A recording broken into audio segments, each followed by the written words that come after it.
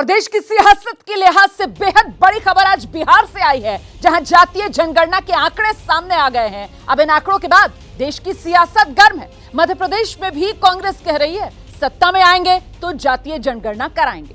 तो आखिर क्यों विपक्ष को जातीय राजनीति की जरूरत पड़ी है, ये रिपोर्ट देखिए।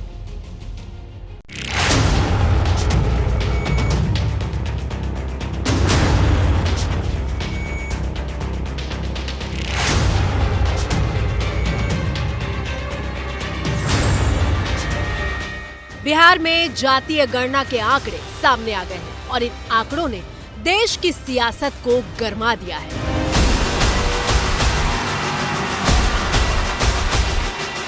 चुनावी राज्यों के ये आंकड़े किस तरह से असर डालने वाले हैं, इसकी बात करेंगे। पहले देखिए बिहार से क्या आंकड़े आए हैं।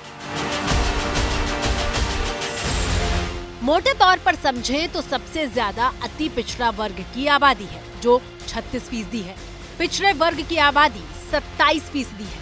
एससी आबादी 19.65%, एसटी की 1.68% और सामान्य वर्ग की आबादी 15.52% है। ये आंकड़े सभी धर्मों के लोगों को मिलाकर है। अगर इसमें से कुछ प्रमुख जातियों के आंकड़े की बात करें तो अकेले सबसे ज्यादा आबादी यादवों की है, जो प्रदेश में 14.26% के साथ टॉप पर है। इस जाति के वोटरों पर लालू यादव की अच्छी पकड़ है।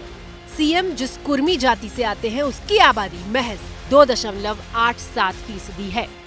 उपेंद्र कुशवाहा जिस कोयरी बिरादरी की राजनीति करते हैं उसकी आबादी 4.21% है। चिराग पासवान की जिस पासवान जाति के वोटरों पर पकड़ है उसकी आबादी 5.31% है। जीतन राम मांझी जिस मांझी वोटरों की राजनीति करते हैं उसकी आबादी 3.08% है। जातीय गणना के इन आंकड़ों में वैश्य समूह को अलग अलग जातियों में बांटा गया है। इस वोट बैंक पर बीजेपी की पकड़ है। इसके अलावा सवर्णों का जो वोट बैंक बीजेपी का माना जाता है उसके आंकड़ों को समझिए। ब्राह्मण 3.65%, राजपूत 3.45%, भूमिहार 2.86%, कायस्थ 0.6%।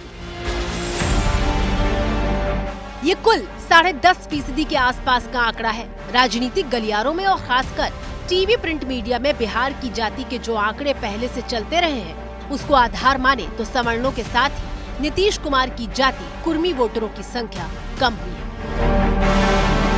सरकार कह रही है कि अब इन आंकड़ों का इस्तेमाल विकास और योजनाओं को बनाने में किया जाएगा।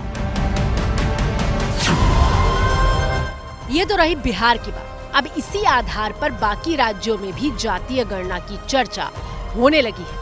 आज ही पूर्व सीएम और कांग्रेस नेता दिग्विजय सिंह ने कहा कि सत्ता में आएंगे तो प्रदेश में जातीय गणना कराएंगे। सरकार ने जातीय जनगणना के आंकड़े प्रस्तुत कर दिए हैं सर, बधाई। आपको क्या लगता है मध्य प्रदेश अन्य राज्यों में चुनाव भी है, कुछ राज्यों में कांग्रेस की सरकार भी, तो वहाँ पर भी क्या होने चाहिए आंकड़े से? हम तो हमेशा से इसके पक्षधर रहे हैं। तो सरकार आई तो सर आप मध्य प्रदेश में भी कराएंगे क्या सर? निश्चित। इससे पहले राहुल गांधी भी देश में जातीय गणना कराने का वादा चुनावी सभाओं में करते रहे हैं। असल में ओबीसी वोट बैंक के दम पर पिछले 2 चुनावों से बीजेपी देश में राज कर रही है। कांग्रेस और बाकी विपक्षी पार्टियां इन्हीं ओबीसी वोटरों को साधने की रणनीति पर काम कर रही हैं। बिहार में जातीय गणना भी इसी का हिस्सा है। सीएसडीएस का आंकड़ा बताता है कि कैसे चुनाव दर चुनाव ओबीसी वोटरों का मूड बदला है और बीजेपी मजबूत होती चली गई है। 2009 के चुनाव में जहां 22% ओबीसी वोटरों ने बीजेपी को वोट किया था, वहीं 2014 में आंकड़ा 34 और 2019 में 44% पहुंच गया।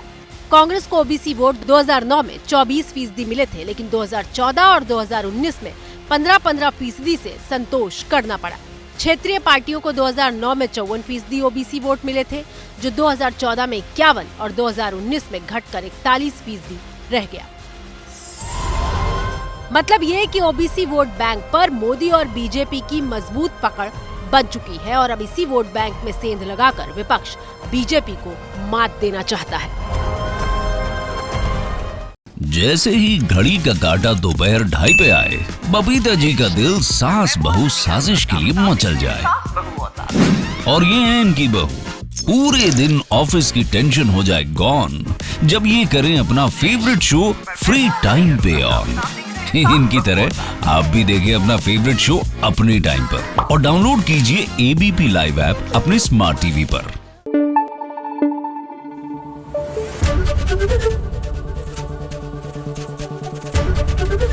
एबीपी न्यूज आपको रखे आगे।